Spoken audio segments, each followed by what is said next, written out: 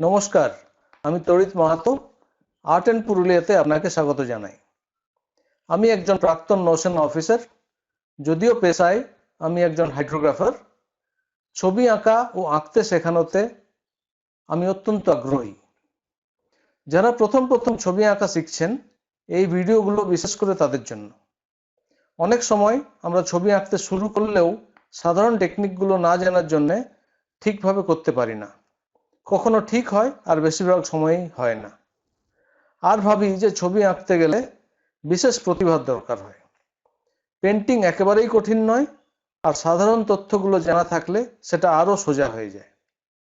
এই ভিডিও সিরিজের মাধ্যমে আমি ড্রয়িং আর পেন্টিং কিভাবে করতে হয় সেটা ধাপে ধাপে শেখাবার চেষ্টা করব।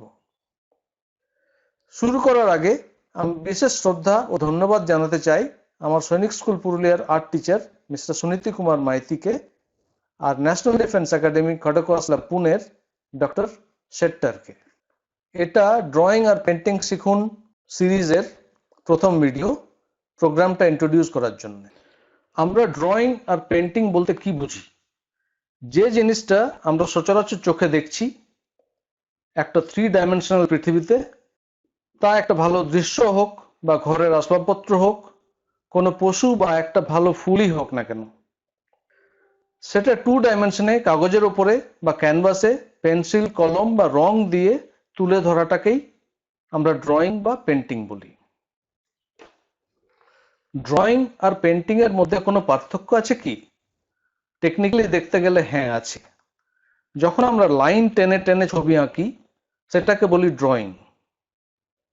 সাধারণত ড্রয়িং করতে আমরা graphite pencil, colour pencil, crayons বা প্যাস্টেলস ব্যবহার করে থাকি।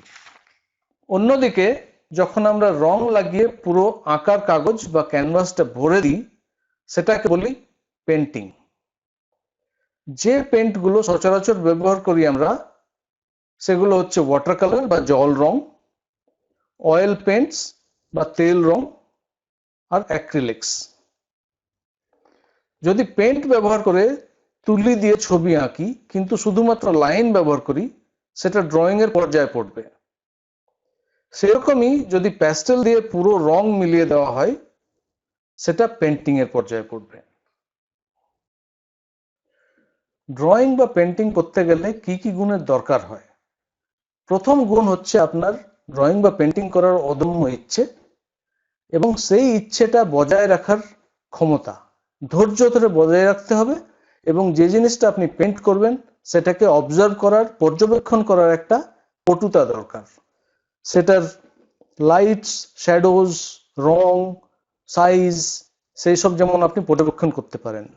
কিছু বেসিক ট্রিক্স জানা আপনার দরকার, আর অফকোর্স কিছু যদি ভুল করেন সেটা শুধরানোর ইচ্ছে থাকা চাই। আর যে কোনো জিনিস শিখতে গেলে আপনাকে প্র্যাকটিস তো করতেই হবে। পেন্ট কি জিনিস? পেন্ট হচ্ছে পিগমেন্টস বা গুঁড়ো রং আর বাইন্ডারের মিশ্রণ। রং প্রাকৃতিক হতে পারে বা কৃত্রিম কেমিক্যাল দিয়ে বানানো হতে পারে। একই পিগমেন্ট বা রং সব রকম পেন্টের ক্ষেত্রে ব্যবহার করতে পারা যেতে পারে। তফাৎটা হয় বাইন্ডারে।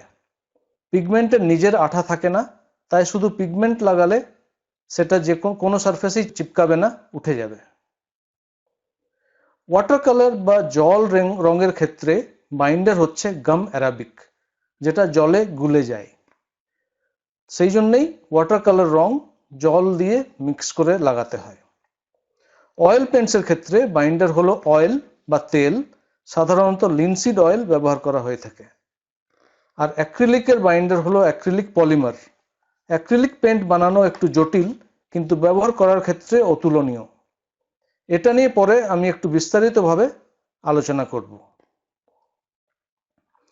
ভিডিওগুলো সাধারণত একটার পর একটা সিকোয়েন্সিয়ালি দেখা উচিত, বিশেষ করে যারা নতুন।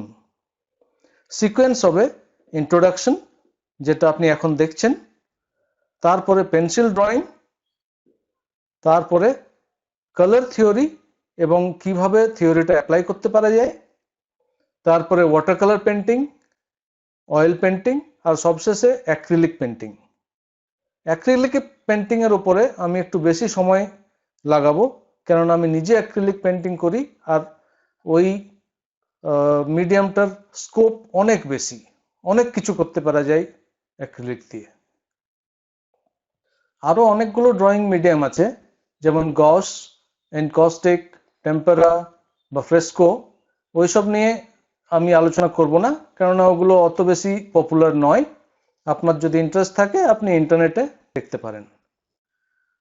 Thank you very much for watching this video. Watch out for the next one.